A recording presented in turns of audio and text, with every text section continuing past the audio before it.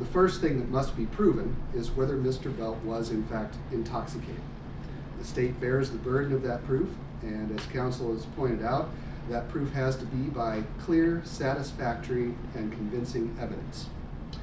This is a somewhat unusual standard of proof, and our appellate courts have described it by comparing it to other more familiar standards, saying that clear, satisfactory, and convincing means more than a preponderance of the evidence, but something less than establishing a factual situation beyond a reasonable doubt, as we would in a criminal case. The state here alleges 5 instances of intoxication.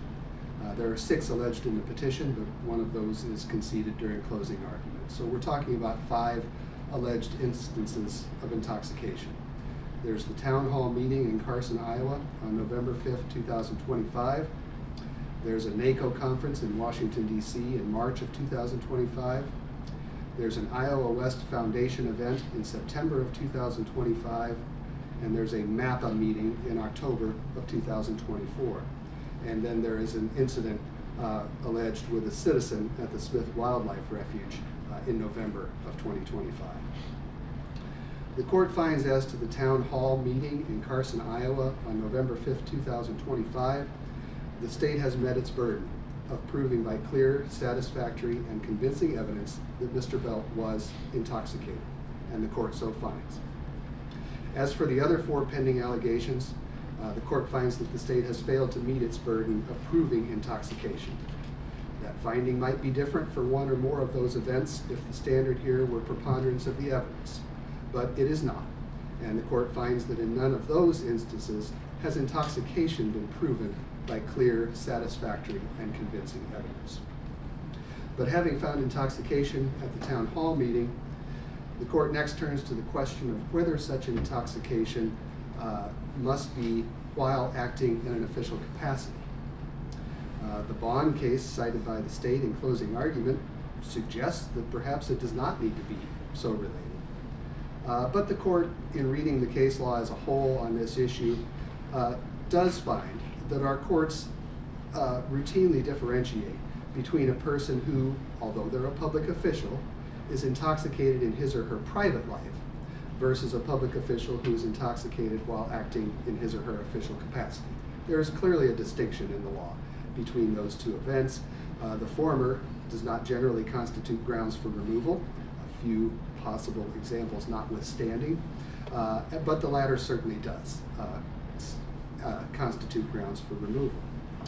The court also notes that although Mr. Belt's actions at the town hall meeting certainly reflected badly upon him, upon the remainder of the board and the county government as a whole, this is not a scenario like that in the case of Millsap versus Cedar Rapids Civil Service Commission, where an off-duty police officer was found to have been rightfully removed from his position for his off-duty behavior. Because in that case it was due to regulations involving conduct unbecoming of the department, whether that officer was on duty or not. And there are no such regulations here of conduct unbecoming to the Board of Supervisors. No such thing has been brought forth here. The court's point in this little side issue is it finds that if Mr. Belt is to be removed for intoxication under the facts of this case, it must be shown that he was acting in his official capacity.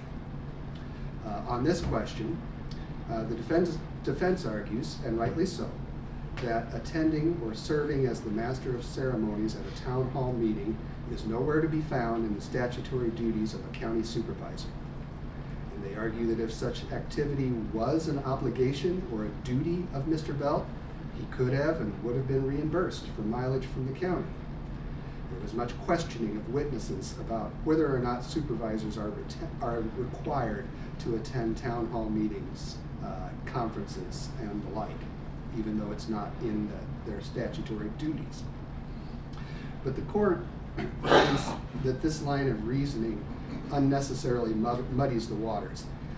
The question is not whether Mr. Belt was performing a statutorily imposed duty as a county supervisor. The question is whether or not he was acting in his official capacity, as opposed to acting as a private citizen. And the court has little difficulty finding that he was. Under the evidence and by common experience, it is plain that public officials act in their official capacities at times other than when they're specifically performing statutorily mandated duties. As to the town hall meeting in particular, the court makes the following findings. Mr. Belt was at the town hall meeting as the chairman of the Pottawattamie County Board of Supervisors. The purpose of the meeting was for Mr. Belt and other officials to interact with constituents in their roles as public officials. The reason Mr. Belt was designated as the Master of Ceremonies was purely by virtue of his position as chair of the Board of Supervisors. Mr. Belt was not a private citizen asked to MC the town hall meeting because he had skills as an MC. He did so solely because he was the chairman of the Board of Supervisors. The screen behind Mr. Belt as he spoke to the audience explicitly identified him as Scott Belt, Board Chair. Mr. Belt's remarks to the audience, to the extent that they were intelligible, were not of a personal nature about his family or personal life. They were explicitly related to his role in the county government and his experience in that role. The court finds that Mr. Belt was acting in his official capacity as chairman of the Board of Supervisors at the town hall meeting. Having found that Mr. Belt was intoxicated, having found that he was acting in his official capacity, the next question for the court is what level of intent or willfulness is required to support removal under Chapter 66. In its opening statement, the defense argued that for removal there must be a showing of, quote, willful intent to do wrong. At least that's what I wrote in my notes. That or similar language can be found often in the case law regarding removal in Chapter 66. It's often expressed as the alleged conduct was committed willfully and with an evil purpose. That's the most common expression of that. In its closing argument, the state refutes that standard is applicable under 66.1a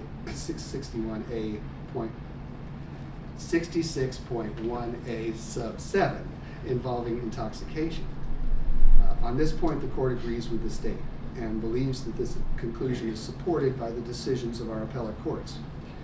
It is explained perhaps most succinctly in the Bartz case, that's B-A-R-T-Z, that, quote, we have said that in cases where a public official has been charged with misconduct, maladministration, or corruption, those would be subsections 1, 2, and 3 of 66.1a, a showing is required that the alleged misconduct was committed willfully and with an evil purpose. But when it comes to the cases that involve intoxication under sub 7, the standard is clearly whether the intoxication was voluntary. And if the intoxication was voluntary and was done while engaged in the performance of an official duty, it is willful misconduct, quote, as is contemplated by the statute. That's from State v. Welsh, W-E-L-S-H. Under the evidence, the court finds that the state has met its burden of proving that Mr. Belt's intoxication at the town hall was voluntary and therefore willful. Nor is the court persuaded by any counter-arguments regarding medications or recent surgeries. The evidence shows clearly, satisfactorily, and convincingly that Mr. Belt was voluntarily intoxicated on alcoholic beverages while at the town hall meeting. Finally, the defense urges the court to give careful consideration to what it terms, quote, the equity issue, unquote, which it frames by asking, is just the town hall enough? And the court does give that question careful consideration. In fact, the court finds this to be the closest decision in this case. The court believes the question is rightly posed. Our appellate cases are littered with cautions to district courts such as myself about the remedy of removal under Chapter 66. We're told that such a remedy is, quote, heroic in nature. We're told that it is penal and even quasi-criminal in nature. We're told that it is drastic in nature. In a system where the usual method for removal of duly elected public official is to resort to the ballot and have the voters vote them out at the next election, as has been argued by counsel here. We're told that this remedy of removal exists to provide a remedy when the misconduct is serious enough that waiting until the next election is inadequate. We're told that such a remedy is meant to protect public interests, and those interests imperiled when a public official's administration of the office is marked by such grave misconduct or such flagrant incompetency as demonstrates his unfitness for the position. Our Supreme Court has cautioned district courts as recently as 2018 in the Watkins case that, quote, "In our democratic system of government, it is vitally important that the judiciary not be seen as imposing standards of conduct on elected officials, even if those standards are firmly grounded. We are judges, not guardians of behavior for elected officials. We do not believe the legislature intended to allow courts to remove elected officials for crude, outrageous, or even shocking behavior by itself," end quote. That same court, in that same case, further cautions us that Chapter 66 places significant authority in the hands of the judiciary. We must keep in mind the possibility that this authority could be misused in a partisan way to benefit one political faction over another, or one elected official at the expense of another. The judiciary should exercise considerable restraint in such disputes, end quote. On this last issue about partisan influence in an action such as this, the defense in this case has raised the specter of such political motivations. However, on a review of the evidence, the court finds that that remains nothing more than a specter and is devoid of any proof in these proceedings, and the court does not find such political motivations at play in this case. As to the larger point of what the defense refers to as the equity issue, the court agrees with and heeds our Supreme Court's admonition that the legislature did not intend to allow courts to remove elected officials for crude, outrageous, or even shocking behavior by itself.